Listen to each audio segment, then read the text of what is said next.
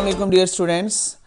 आज जो next lecture हम डिस्कस करने जा रहे हैं वो न्यूटन लॉज ऑफ मोशन हैं, जिनको हमने आज डिस्कस करना है।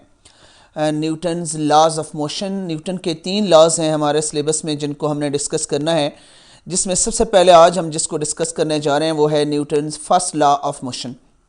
इससे पहले कि मैं न्यूटन के फर्स्ट लॉ ऑफ मोशन की तरफ जाऊं, इसको डिटेल में डिस्कस करूं आपके साथ, एक चीज़ जो नोट रखने वाली है वो ये है कि ईयर था 1687। उसमें न्यूटन ने अपने बड़े फेमस 3 लॉज ऑफ मोशन को 1687 में प्रेजेंट किया अपनी एक बुक में जिसका नाम था प्रिंसिपिया। उस बुक के अंदर ये तीनों लॉज मेंशन थे, ये एक्सप्लेन थे और दुनिया के सामने न्यूटन लेकर आया। अब न्यूटन का जो फर्स्ट लॉ है वो क्या है, which is very important, daily life में रोज़ हमारा इसके साथ वास्ता भी पड़ता है। इसकी डेफिनेशन तो मैंने यहाँ लिख दी है, लेकिन डेफिनेशन की तरफ जाने से पहले आप सिर्फ इसको ये समझें कि फर्स्ट लॉ कहता क्या है। फर्स्ट लॉ ये कहता है कि अगर कोई चीज़, कोई ऑब्जेक्ट या कोई बॉडी रेस्ट में है तो वो हमेशा रेस्ट में रहेगी, और अगर कोई चीज़ मोशन में है तो वो हमेशा मोशन में रहेगी, अनलेस के उसके ऊपर कोई एक्सटर्नल फोर्स एक्ट करे। चेक करें, ये डेफिनेशन है। A body at rest will remain at rest, कोई चीज़ रेस्ट में है तो रेस्ट में रहेगी। And a body in motion will continue it state of motion, अगर कोई चीज़ मोशन में है तो वो मोशन में ही रहेगी, अनलेस जब तक उस पर कोई एक्सटर्नल फोर्स एक्ट ना करे, an external force acts on it. This is Newton first law of motion. और डियर्स, आप अपनी डेली लाइफ में ये ऑब्जर्व करते हैं कि न्यूटन का जो फर्स्ट लॉ है, इसका जो फर्स्ट पार्ट है वो ये है कि a body at rest will remain at rest. अगर हम किसी चीज़ को रख दें, फॉर एग्जांपल आपके घर में एक सोफ़ा पड़ा हुआ है, तो जहाँ पर आप उसको रख देते हैं वो हमेशा वहीं रहता है जब तक कि उस पर कोई एक्सटर्नल, कोई बैरूनी फोर्स उसके ऊपर ना लगे और उसकी इस पोजीशन को चेंज ना करे। तो इसीलिए मैंने अगले पॉइंट में ये लिखा कि ये जो न्यूटन का फर्स्ट लॉ है, इट कंसिस्ट ऑफ 2 पार्ट्स, यानी रेस्ट। तो रेस्ट वाला पार्ट तो हमें बड़ी आसानी से समझ आता है कि अगर हम कोई चीज़ कहीं रख दें तो वो हमेशा वहीं पड़ी रहेगी जब तक हम उस पर कोई एक्सटर्नल फोर्स ना लगाएं। लेकिन ये जो दूसरा पार्ट है ना, कि body in motion will continue it state of motion unless an external force acts on it, ये थोड़ी कन्फ्यूजन डेवलप करता है। कैसे कन्फ्यूजन डेवलप करता है? कन्फ्यूजन यूँ डेवलप करता है कि अगर हम फ़र्ज़ करें हमारे पास एक फुटबॉल है, मोशन समझाने लगाओ, हमारे पास एक फुटबॉल है और हम उस फुटबॉल को किक लगाते हैं, तो न्यूटन के इस लॉ के मुताबिक अगर आपने उसको मूव करवाया है तो फिर उसको मूव ही करते रहना चाहिए। लेकिन डेली लाइफ में हम देखते हैं कि फुटबॉल थोड़ा दूर जाता है और जाकर रुक जाता है।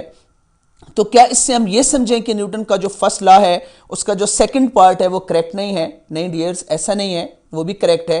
क्योंकि न्यूटन अपने इस लॉ के लास्ट में ये कहता है कि कोई चीज़ मोशन में उस टाइम तक रहेगी जब तक उस पर कोई एक्सटर्नल फोर्स एक्ट ना करे।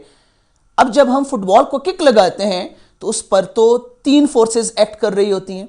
कौन कौन सी 3 फोर्सेस? एक तो ग्रेविटी, जब आप किक लगाते हैं तो ग्रेविटी उसको नीचे अट्रैक्ट कर रही है।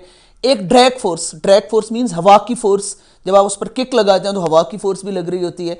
एंड तीसरी very important force is the frictional force, रगड़ की force, frictional force.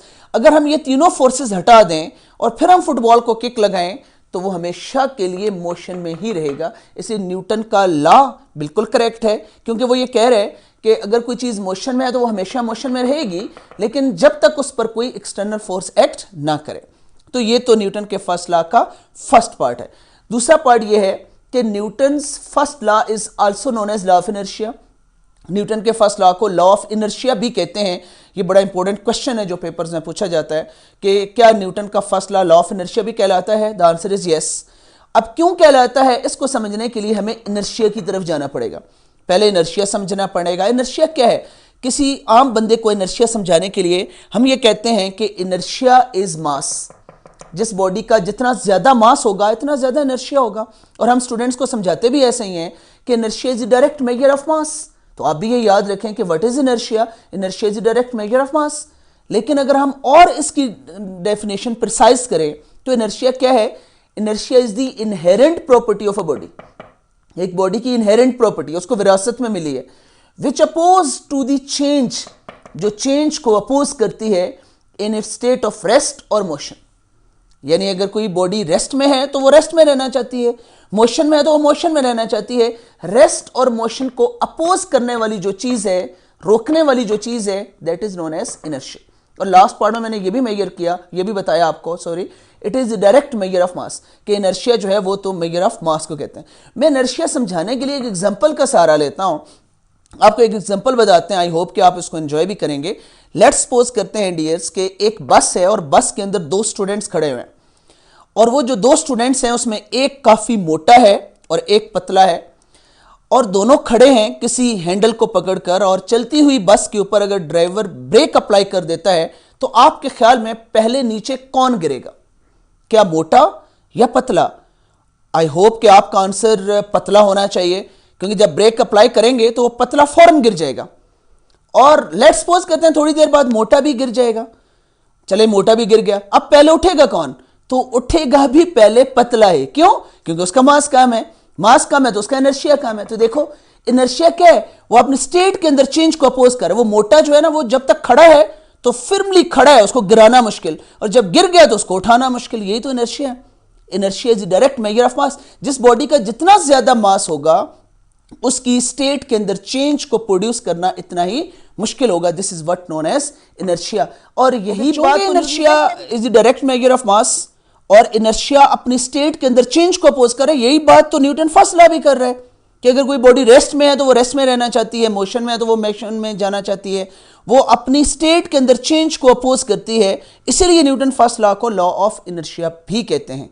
And dears, मैं अपनी नेक्स्ट वीडियो में Newton second law, Newton third law और फिर न्यूटन्स का लॉ और मोमेंटम, इनके दरमियान में जो रिलेशन है वो भी डेवलप कैसे की जाती है वो भी इंशाल्लाह डिस्कस करूंगा। Thank you very much.